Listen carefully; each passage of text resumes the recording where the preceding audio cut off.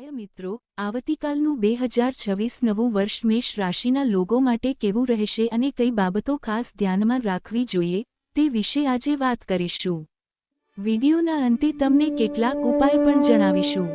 સૌપ્રથમ તો મેષ રાશિના લોકો માટે 7:30થી શરૂ થતી પનોતી ચાલી રહી છે અને આ પનોતી 25મી શરૂ થઈ છે। જે લોકો વ્યવસાય કરતા હોય તેમના માટે આ સમયગાળો આવનારા વર્ષમાં ખૂબ જ ફાયદાકારક રહેશે, પણ સાથે સાથે તમારે ઘણી બાબતોનું ધ્યાન રાખવું પડશે। વ્યવસાયમાં તમને સારા પરિણામ મળશે અને નવા સોદા પણ મળશે। તમારું માન સન્માન વધશે અને ફસાયેલા પૈસા પણ છોડાતા જોવા મળશે।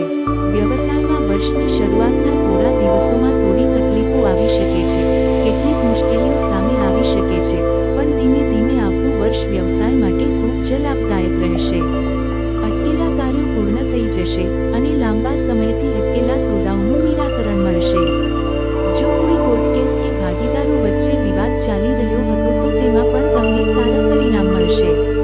ખાસ કરીને તમારી વાણી, તમારા વર્તન અને વ્યવહારને કારણે તમને કેટલીક મુશ્કેલીઓનો સામનો કરવો પડી શકે છે, એટલે વાણી પર ખૂબ જ નિયંત્રણ રાખવું પડશે। ખાસ કરીને લોભામણી બાબતોમાં રોકાણ કરવાથી દૂર રહો। જો તમે નોકરી માટે પ્રયત્ન કરી રહ્યા છો કે કોઈ જગ્યાએ નોકરી કરી રહ્યા છો તો આવતો સમય તમારા માટે સારો રહેશે। નોકરી માટે પ્રયત્નશીલ લોકોને વર્ષના મધ્ય પછી સારી સફળતા મળશે અને નોકરી કરી રહેલા લોકો માટે આવનારા સમયમાં તમારા ઉપરવાળા અધિકારી તરફથી માન અને સન્માન મળશે। તમને પદોત્થાન મળશે, આવકમાં વધારો થશે અને સાથે સાથે કેટલાક સારા પરિણામો પણ મળશે। ઘણા સમયથી તમે વ્યવસાયમાં મુશ્કેલીમાં હતા અને તે મુશ્કેલીઓ દૂર થતી નહોતી, પરંતુ હવે અચાનક સારા પરિણામો મળશે। કાર્યસ્થળે જ્યાં તમે અપમાન કે નિષ્ફળતા અનુભવી રહ્યા હતા, હવે તમારું કામ આગળ વધી રહ્યું છે, સફળતા મળશે। એ અને તમારા સાથી કર્મચારીઓ અને હિતધારકો સાથે સંબંધો મજબૂત બનશે। શત્રુઓ અને તમારા ઉપરવાળા અધિકારીઓ પણ તમારું કામમાં સહયોગ આપશે અને તમારું કામ વખાણશે, પણ જો આળસ કરતાં તમારું કામ મોડું થાય કે બેદરકારીથી કોઈ ભૂલ થઈ જાય તો તેની જવાબદારી તમારે જ રહેશે, એટલે ખૂબ જ સાવધાની રાખવી પડશે।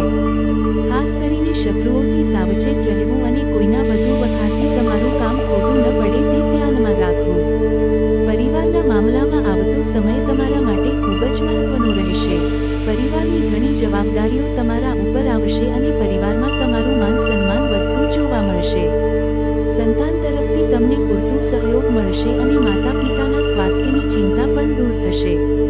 જીવનસાથી સાથેના ઝઘડા ઘટી જશે અને તમારો માનસિક તણાવ પણ ઘટતો જોવા મળશે।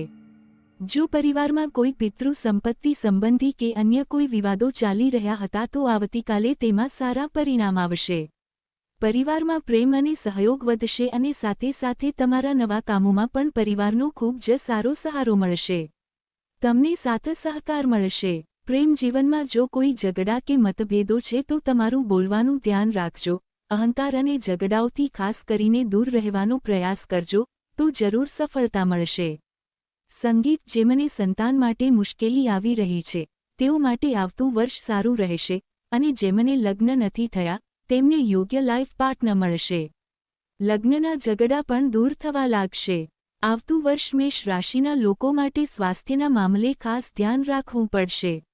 જો તમે કોઈ બીમારીથી પરેશાન છો કે નાની મોટી બીમારીઓને હલકુમાં લઈ રહ્યા છો તો આ સમયમાં ખાસ સાવધાની રાખવી પડશે।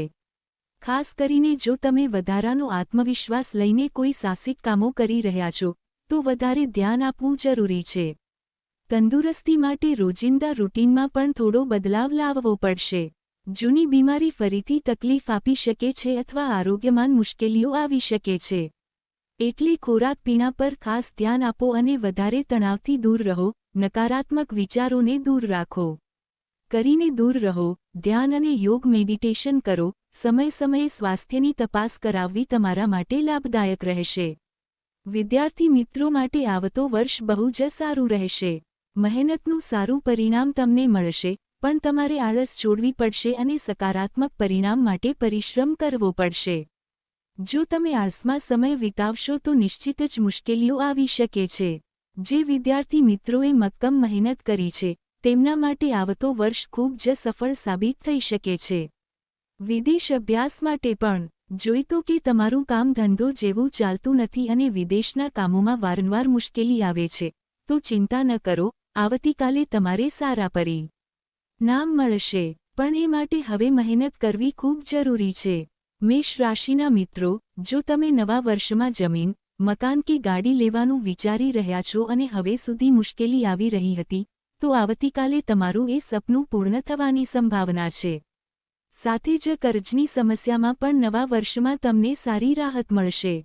તમને લાગશે કે આર્થિક સમસ્યાઓ ધીરે ધીરે દૂર થઈ રહી છે અને તમારી મહેનતનું સારું પરિણામ મળી રહ્યું છે. ઘણા સમયથી તમારા પૈસા ક્યાંક ફસાયેલા હતા કે તમે જે રોકાણ કર્યા હતા તેમાં કોઈ વૃદ્ધિ નથી થઈ રહી. હવે આવતીકાલે તમને તમારા રોકાણમાં વધારો જોવા મળશે અને ફસાયેલા પૈસા પણ છૂટતા જણાશે. લોકો તરફથી આર્થિક સહાય પણ મળી રહી છે. ઘણા સમયથી તમે કોર્ટ કેસ કે કોઈ વિવાદમાં ફસાયેલા હતા કે કોઈ બીજી મુશ્કેલીને કારણે તમારું કામ અટકી ગયું હતું, પણ હવે આવતીકાલે તે બધું ઠીક થવા લાગશે. તમે આ વર્ષે સારો રિલીફ અનુભવશો. આવતું નવું વર્ષ મેષ રાશિના લોકો માટે માન સન્માન, પદ પ્રતિષ્ઠા અને પૈસાનું લાભ લાવશે. પણ મેષ રાશિના લોકોને થોડી સાવધાની રાખવી જરૂરી છે અને કેટલાક ઉપાય પણ કરવાના રહેશે.